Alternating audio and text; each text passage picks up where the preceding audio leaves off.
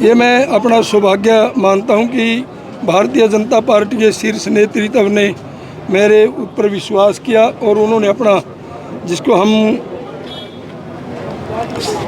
Ticket कहते हैं, वो दे करके आपके बीच में भेजा। और आज मैंने हमारी पूरी टीम के साथ हमारे सांसद महोदय नवीन जिंदल जी, सुरेश जी गर्ग, भाई अमरजीत जी छाबड़ा, जिला अध्यक्ष भाई मनीष कठवाड़ जी, राम प्रताप गुप्ता जी और कैलाश भगत जी, सभी राजपाल तंवर जी, सबने इकट्ठे आकर के नॉमिनेशन किया है, फार्म भरा है और सब इकट्ठे मिलकर के चुनाव लड़ेंगे। किन किन मुद्दों को देखते हैं सर चुनाव में? भारतीय जनता पार्टी का एक ही मुद्दा है, विकास। विकास के नाम पर, लॉ एंड ऑर्डर के नाम पर चुनाव लड़ेंगे। लेकिन कांग्रेस कह रही, हाँ जी, आदित्य सुरजेवाला जी आपकी टक्कर में क्या कहोगे, किस तरह से चुनाव लड़ा जाएगा?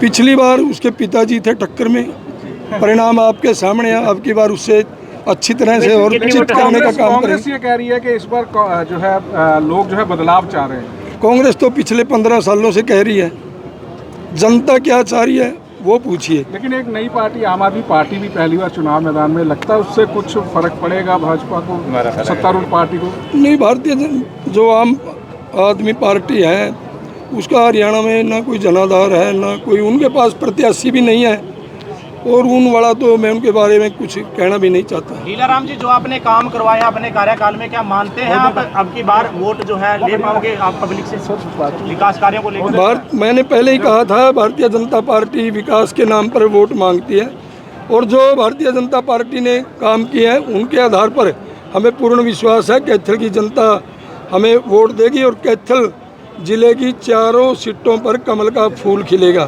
सुरजेवाला जी एक बात कहते हैं कि मेरी तो चलती नहीं सरकार है, अब शहर में चलेगी वो सरकार बनानी है।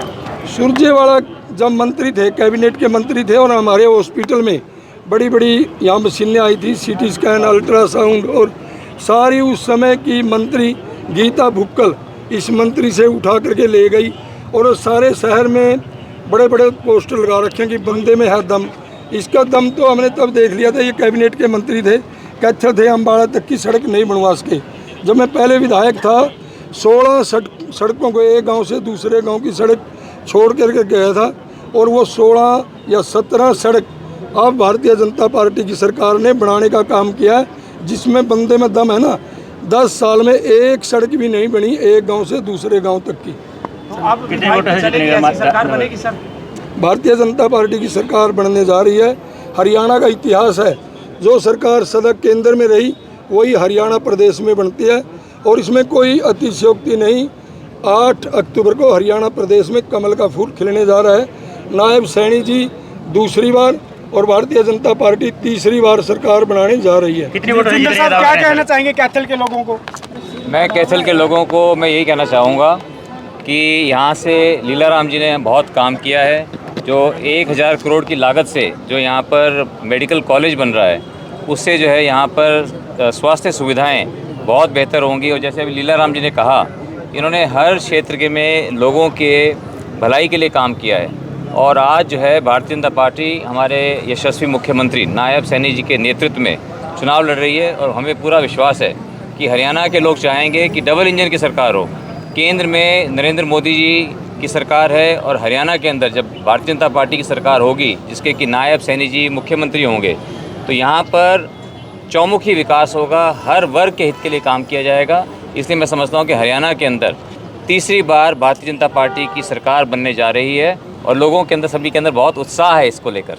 सावित्री जिंदल को लेकर चर्चाएं थी कि वो कांग्रेस में जा सकती है। नवीन जी, देखिए, यहाँ से लीलाराम जी की जीत को लेकर के हम बहुत आश्वस्त हैं।